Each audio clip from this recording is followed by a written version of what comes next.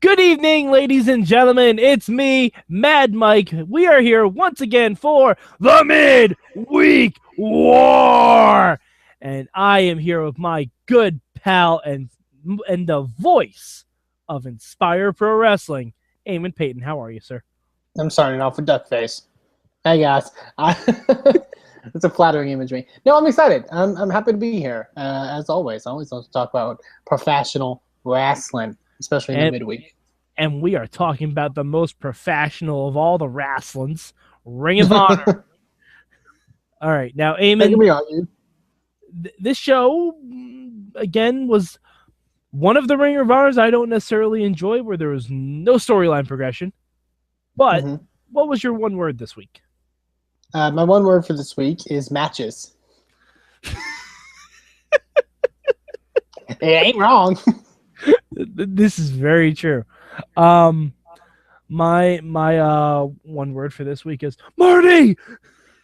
And I'll explain why in a minute. But Eamon, what was your good this week? My good for this week would probably go to the main event between Adam Cole and Shinsuke Nakamura. Yeah, I mean, like, I don't know what I can really say. Like, I mean, you put those two guys in the ring, it's gonna be great. You know, Nakamura is on another level, obviously. Yeah, it was fun, and there are times when I watch like Ring of Honor and see the stuff like this that they kind of put out, and it's like, wow, these kind of matches are being, put out there on TV, on this kind of a level. That's kind of cool. Like that obviously we'll get into some of the issues with Ring of Honor this week, but like I do find that really cool to see, like, oh, Adam Cole and Nakamura are on television, Matt Sydal and Kushida and all these guys. Like, it's kind of cool. I don't know. I just really I'm a simple guy. I like that kind of stuff, All right. My good this week is that I could reenact the opening match with two action figures I happen to have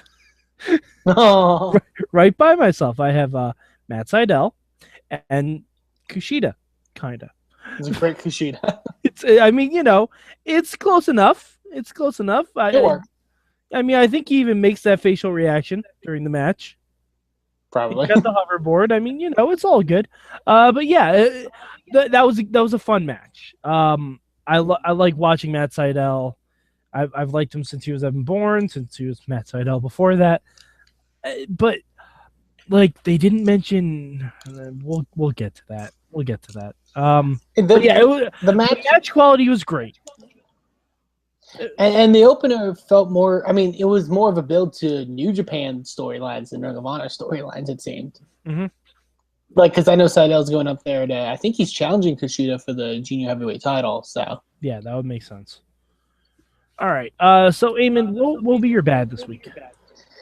My bad this week was just a lot of. I think it's the point we'll get into, and we may share this. It's just it's not necessary. You got to watch it, obviously. Like, it's not, you don't have to watch this week's episode of Ring of Honor if you want. I mean, it's great wrestling.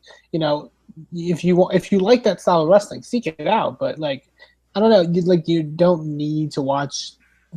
If you just happen to miss this week's episode in your Ring of Honor watching schedule, you're not gonna be too far off, obviously. Yeah, like.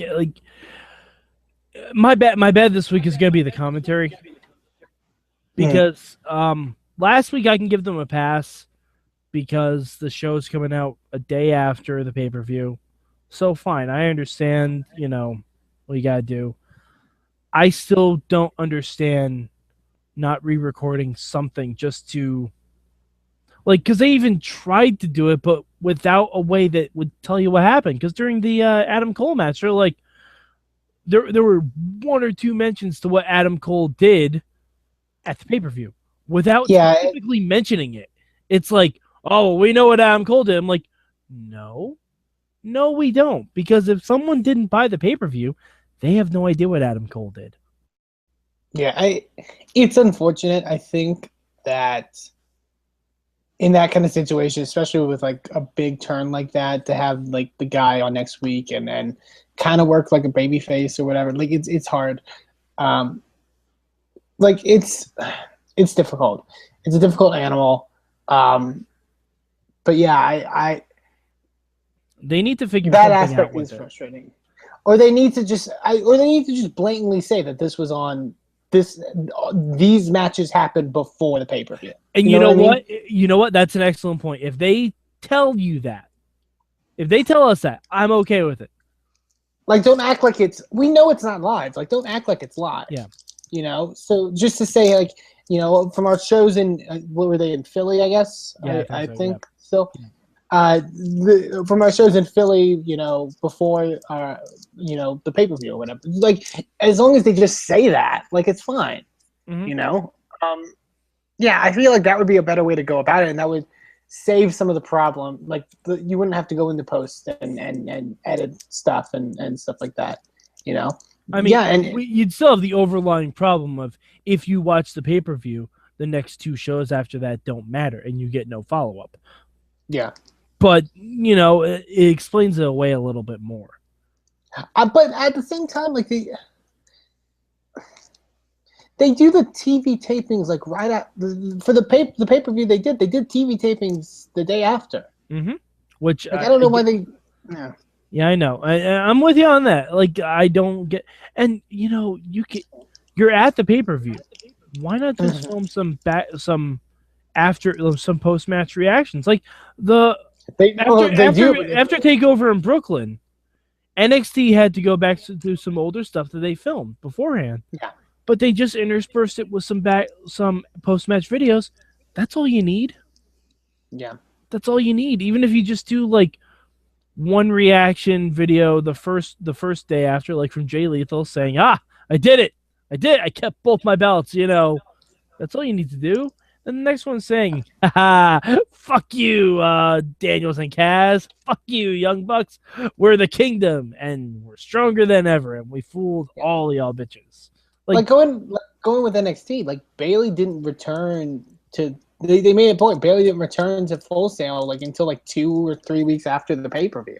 Yeah, but they had enough. And then they were able to build it up. They were able to build it up in a really, really cool moment. Like they promoted for a week that this is going to be Bayley's return to Full Sail.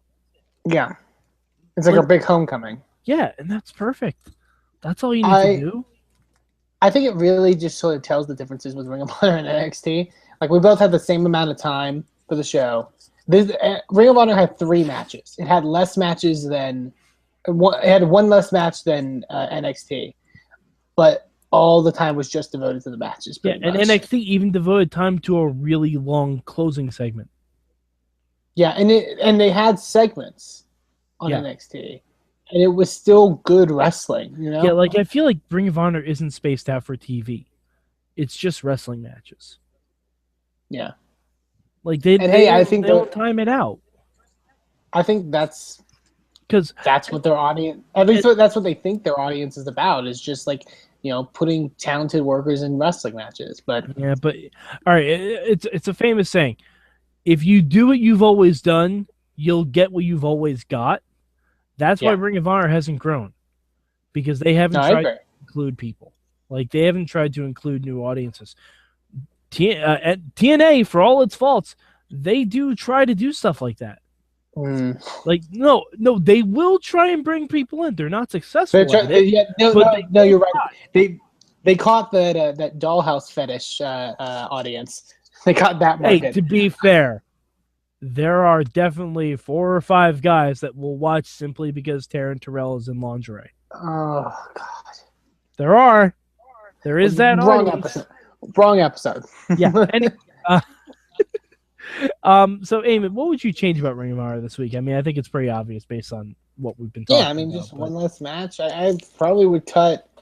Well, actually, I guess don't cut the Watanabe match, because I know he's getting a TV title shot eventually, so, you know, I guess we could have made Sydal versus Kushida shorter, though.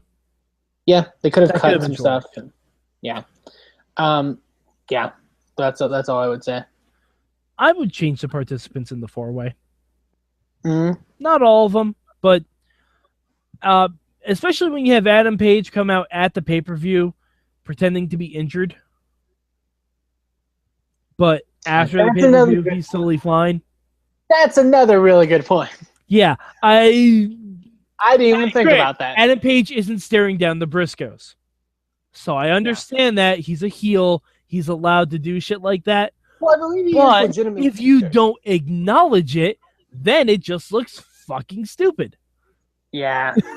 Like, I think going back to it, I think it would benefit Ring of Honor a lot to just say, hey, these were before the pay-per-view. Yeah. Like, that's all you have to do. And you know what? You can even say, this is the match where Adam Page enters his shoulder. Yeah. Like, boom! Consistent storytelling. That's all I'm asking for. It doesn't take much. It does not take much. It really doesn't. All right. Where would you rank Ring of Honor this week, Eamon? Ring of Honor this week is my number 2 for the week. It's not a bad show. Like I said, I can't knock the show because the matches were good, but like, yeah, I agree. There's storytelling flaws and stuff like that. And it's just not from any stories necessarily, but it's just the nature of how they do their shows. Like, it causes issues and stuff like that. Yeah, like I said, it's if you like Adam Cole and Shinsuke Nakamura or Matt Sydal and Kushida, watch their matches. Yeah, but like, you don't need to watch this episode. Yeah. Ring of Honor is actually gonna be number 3 for me. Yeah. Normally, you know me. We'll talk about that next episode. Normally, I don't like to give credit to Impact Wrestling, but I was honestly dozing during this Ring of Honor, and it didn't keep my interest because I knew none of these matches. I don't care. It gets to a certain point where I don't care how good the in-ring quality is. If it means nothing, that's the kind of energy I put into it. Yeah, I agree. Like, because NXT had 2 matches that essentially meant nothing, with the Ciampa and Breeze match, and Gargano and Cruz, but they gave it just 1 or 2 little lines of story, and then okay, I'm in. I want to see what's going on. Yeah, like it really doesn't take much. It doesn't take much because if the match quality is there, you're gonna have me interested. Just give me a hook. Yeah. Give me some kind of hook. Like you said, Watanabe's gonna get a TV title shot. Why? How about say that fatal 4-way is for a TV title shot? Yeah. If he's gonna win, I think that's what they should say. I actually think that's why he did get it. I actually think that's why he made and actually got it. But they don't really play up that aspect of it. They're just Ring of Honor is just like, we're all about competition, and it's a vague kind of thing. But I mean, you can be about competition and be about storytelling. No, I agree. No, I agree completely. Yeah. I 100% agree. Yeah. But yeah. Alrighty. So Eamon, where can the good people of the internet find you?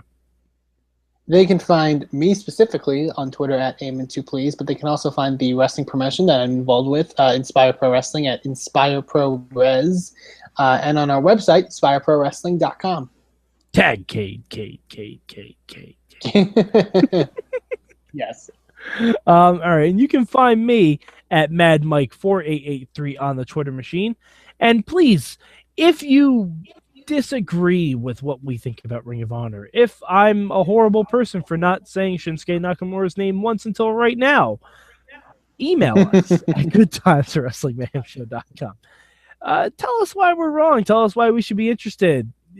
I might still disagree with you, but I want to hear your opinions. And we will bring them up on the Mayhem Show, or we'll read them on here proper. We've never gotten emails into the show before, but god damn it, if we did, we'd fucking read them. But yeah, so please join us live.sorgatronmedia.com every Tuesday night for the Wrestling Mayhem Show proper and Eamon and Sorg Show, the Indie Mayhem Show after that, where they interview tons of independent wrestlers in and around the Pittsburgh and Texas areas. And yeah, so for Eamon Paton, I'm Mad Mike, and this has been your Midweek War.